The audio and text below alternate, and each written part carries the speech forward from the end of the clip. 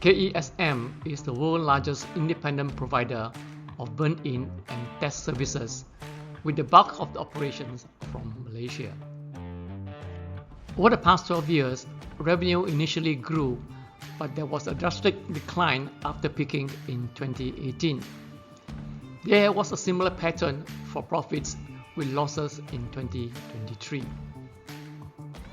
The group attributed the performance to the challenges faced by the global semiconductor market.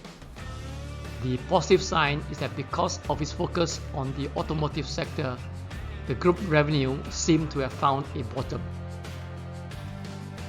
We see similar peak and decline patterns for the returns.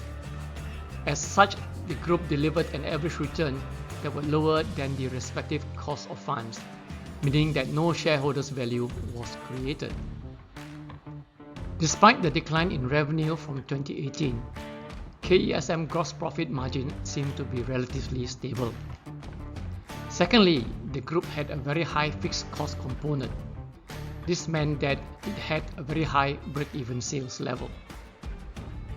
Given the high break-even, the group needs to focus on improving efficiencies. However, there is not enough evidence that the group achieved this.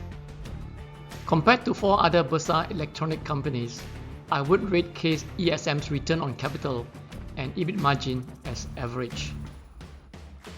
But its levered free cash flow margin and earnings per share seem to have deteriorated over the past few years.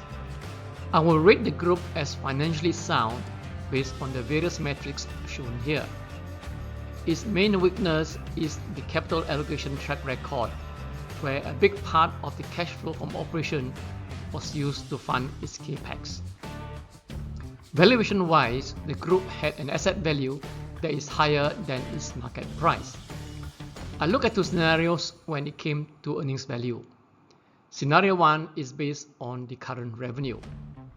Scenario 2 assumes that the group would be able to rebuild the revenue to the past 12 years average level. The group faced significant challenges in recent years, but it is financially sound. My valuation suggests that the current revenue level do not support a favorable margin of safety, but there is upside should the group manage to restore its revenue to the historical averages.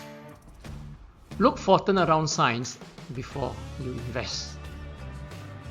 The information presented here is for educational purposes only.